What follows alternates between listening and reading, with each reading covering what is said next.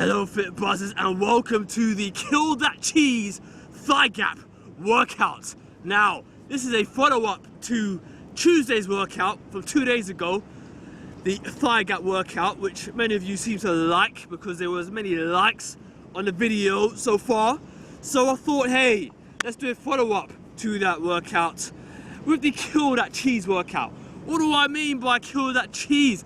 Well, if you look at the back of your legs, or if you're trying to shred to sexy, right, from being not fat but having, you know, you're in a skinny fat position at the moment, then this is a workout that will help target the hamstrings, because the back of your legs may look a bit like cottage cheese or cheesy, right? And you want to get rid of that. You want your the back of your legs and your glutes, the ham tie glute or the ham glute tie-in, to look nice and smooth, like your skin is tightly wrapped around your muscle.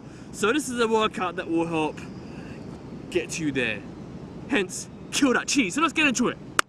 All right, so the first exercise we're going to do the sliding leg curl, which is the exercise I talked about at the end of that thigh gap workout. Then we're going to get into the straight leg deadlift. Then we're going to get into the next exercise we're going to get into is the feet raised glute bridge, and then we're going to finish it off with a standing resistance band standing leg curl, which you haven't seen me perform yet, but it's very effective because of what these workouts are about. Remember, these workouts are about taking normal exercises, choosing the most effective variations, and obviously turning these workouts from gym workouts into effective home workouts. So let's get into it.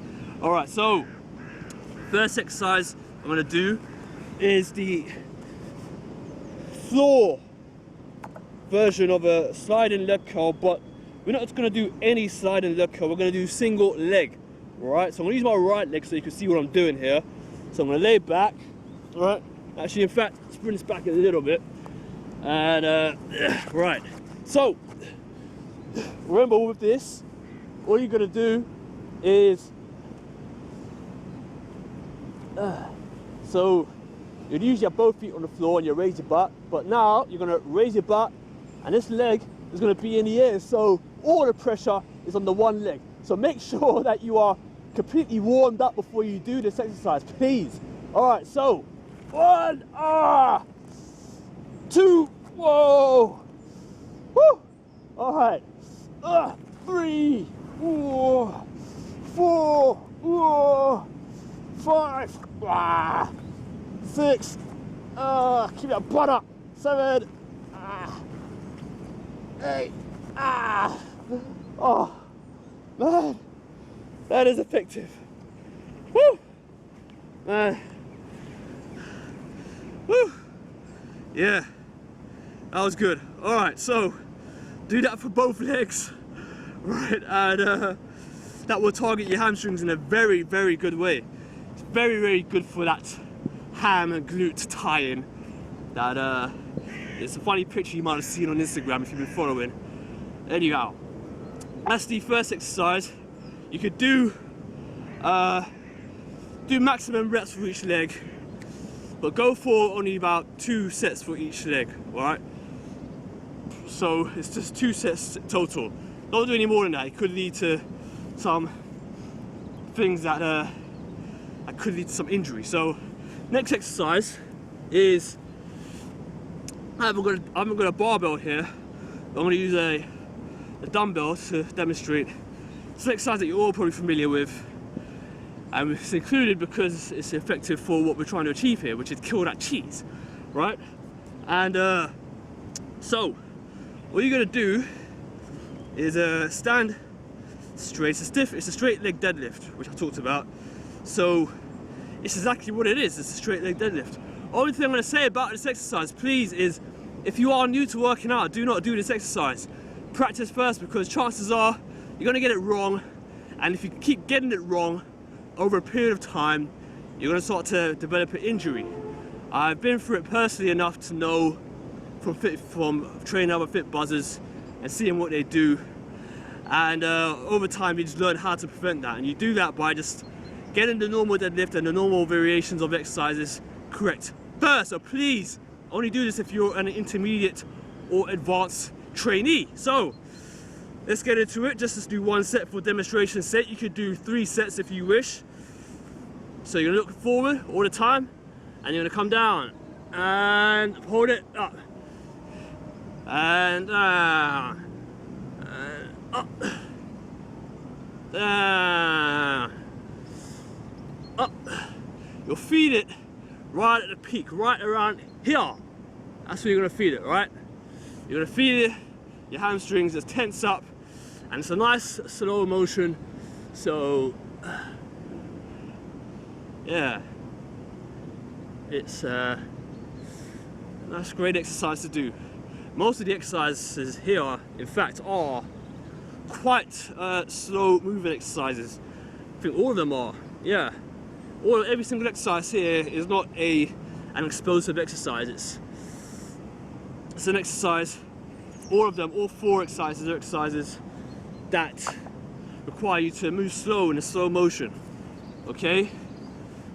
So, next exercise, which you're probably familiar with, is the feet raised glute bridge, but it's going to be the single leg version, right? So,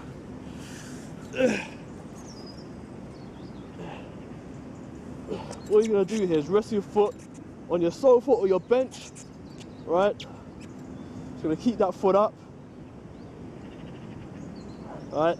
And all the way up. If you do this right, you push all the way up, yeah, you're going to feel it in your hamstrings, right? Hamstrings and butt, glute, ham, glute, tie-in.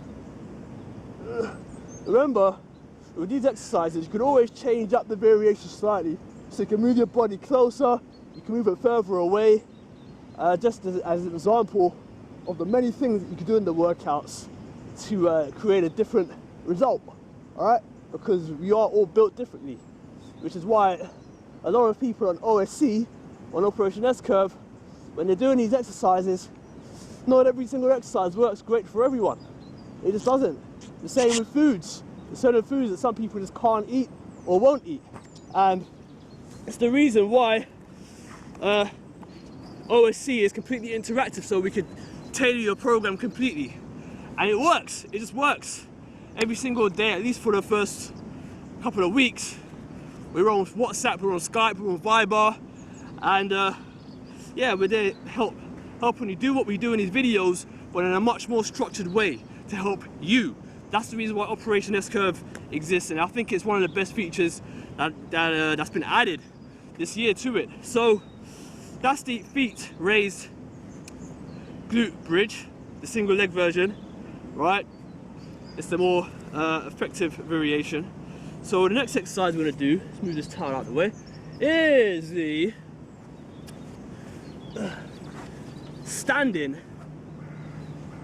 leg curl. So we're going back to the first exercise, all right? So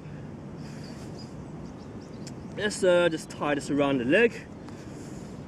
Let's take a couple of seconds and get our little band and tie it around. It's going to put it at the back so it doesn't slide up my leg too much. And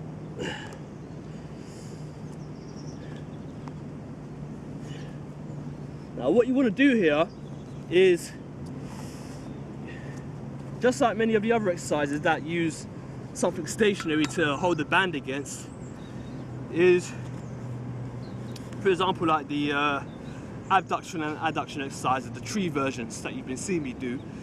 Now, what you want to do here is, the further you pull back, the more resistance you have, which makes the whole exercise more difficult to perform, hence increased muscle activation and so on and so forth. So I'm going to put it right back here, right? And just remember, you've got to move your leg pretty slow here, and all you're going to do is just do a standing leg curl. Exactly what we did in the beginning, but we're standing up. So it's up, just like that. So all you're moving is just the leg. So it's going to be pretty slow, so it's focused. And if you do that right, you're going to feel it in your hamstring. It doesn't seem like it's much, but I can assure you, if you just like when you do the standing overhead tricep extension, where you just move the forearm and nothing else, then the hamstring's almost completely isolated, and if you push it to the peak of the movement, right there, you're gonna feel it in your hamstrings. But again, make sure you are completely warmed up for this, right? If you don't, you're gonna get a little mouse running up your leg called a cramp, and it's gonna kill, it's gonna pain, all right? You don't want that, all right? Okay. In fact, talking about cramp, one other thing you can do to avoid cramp is, which I learned from the younger years, is try to keep a diet that's a lot lower in salt, right? That seems to help. Now, just gonna do one more. Yeah, that's it. Fantastic. That is a great exercise. It's great because all you're doing is using leverage of a resistance band, and I'm using the goalpost here because it's nice and open, it's sunny, and I was getting bored of the tree. So I didn't want to do an indoors workout either. Outdoors is nice when it's sunny. So that's the final exercise. So again, that is the second video and follow-up workout to the first thigh gap workout that you saw a few days ago. And yeah, it's just another week of building a fantastic physique and the S-curve-ish physique. Alright, so pretty sure you're going to find that quite effective. It's an effective exercise to add on your split days, right? If you're an advanced trainee, you're going to have split routines. That's currently how I train sometimes if I'm not too busy. If I've been really busy, I'll train and I'll do a whole body workout. But if I'm in a good workout phase and I'm working out 3 to 4 times a week, it's going to be split routines. And this is a workout that you could do for your lower body split, which will be great. All right, kill the cheese. So, got any questions? Got any anything to say or any help you might need? Reply to the newsletter, reply to the emails. If you're signed up to the newsletter and you're just signing up, you're going to see an addition of Skype there, so you can add me and ask me there. So until the next workout fit buzzes, I will see you then. Bye bye.